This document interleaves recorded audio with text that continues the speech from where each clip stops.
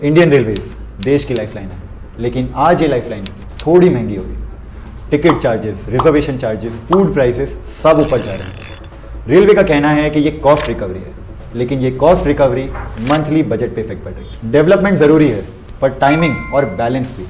सवाल सिंपल सा है, क्या प्रोग्रेस का प्राइस सिर्फ पैसेंजर ही देगा? कल तक जो टिकट प्राइस 500 रुपया था, आज वो 540 हो जाएगा। ये सिर्फ टिकट प्राइस का राइज नहीं है, ये सीधा आम आदमी की जेब पर असर है।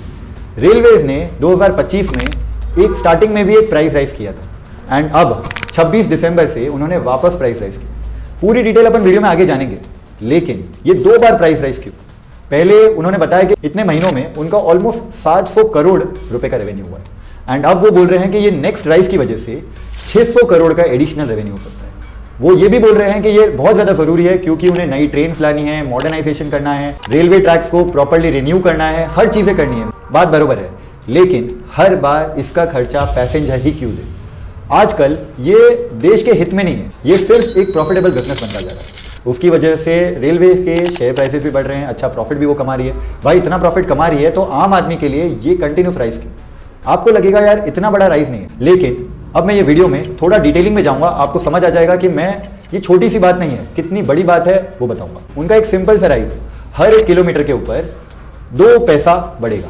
2 पैसा बहुत ज्यादा छोटा लग रहा होगा, लेकिन थोड़ा डिटेल कैलकुलेशन में जाता है। 215 किलोमीटर तक, यानी कि अगर आप मुंबई में घूम रहे हो, लोकल ट्रेन से जा रहे हो, तो प्राइस राइज नहीं है, यानी कि आपका डायरेक्टली आपके इफेक्ट नहीं आया, रोजमर्रा की जिंदगी में इफेक्ट नहीं आया। लेकिन मेल एक्सप्रेस हो गई, इन पे इम्पैक्ट आएगा। 2 पैसा पर किलोमीटर छोटा लग रहा होगा, थोड़ा आगे जाता है। 215 किलोमीटर तक कुछ नहीं है, 215 से लेकर 750 किलोमीटर तक 5 रुपया पर पैसेंजर जो एक्स्ट्रा है। उसके बाद 750 से लेकर 1250 तक 10 रुपया है, 1250 से लेकर 1750 तक 15 रुपया है एंड 1750 से लेकर 2250 तक 20 रुपये। इस हिसाब से प्राइस बढ़ रहा है, यानी कि हर 500 किलोमीटर के ऊपर 5-5 रुपया बढ़ता जा रहा है।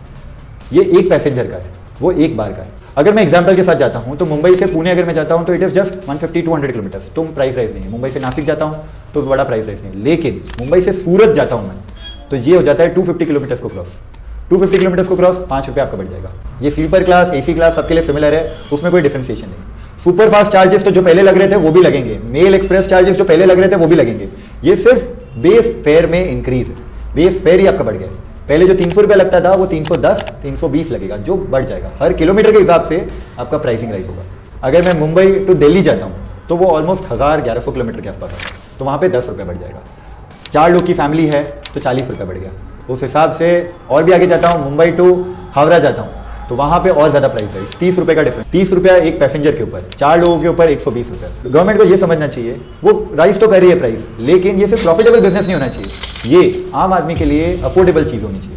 आप कंटिन्यूस बेसिस पे एक बार अगर राइज किया है तो वापस राइज क्यों कर रहे हो? एक बार हो गया ना राइज, वापस राइज करके आप आम आदमी के डायरेक्ट पॉकेट पे इंपैक्ट कर रहे हो, which is not good. Railways का कहना है कि ये price rise better safety, cleaner station, अच्छी ट्रेन, कनेक्टिविटी अच्छी, उसके लिए ला रहे हैं। लेकिन आम आदमी का कहना है कि इतनी इनकम तो बढ़ी नहीं, इन्फ्लेशन ऑलरेडी हाई है, रेलवेज एक लग्जरी नहीं, कनेक्टिविटी है, लाइफ लाइन। इसके लिए दोनों डिफरेंस अगर हम देखते हैं तो आम आदमी यहाँ पे ज्यादा इंपैक्ट आता है, लेकिन फिर भी रेलवेज ने प्राइस राइज कर दिया, वो भी एकदम साइलेंट मूवमेंट पे, कुछ इतना बताया नहीं, कुछ शोशा नहीं, क्योंकि प्राइस राइज करें ना, शोशा कैसे करेंगे? लेकिन उसी जगह प्राइस कम करते इतने एड्स आते ना कि आपको समझ में आ जाता है कि प्राइस कम हुआ है। 5 रुपये भी कम करेंगे ना तो बहुत सारे ऐड आ जाएंगे। प्राइस राइज करने पर कोई एड्स नहीं, कुछ नहीं। 2-4 ट्रेन एक्स्ट्रा कर दी, स्पेशल ट्रेन लगा दी, तो उसके लिए कोई नेता, कॉर्पोरेटर्स आकर बोलेंगे कि भाई हम लोगों ने ये बोला था, इस वजह से ये हुआ।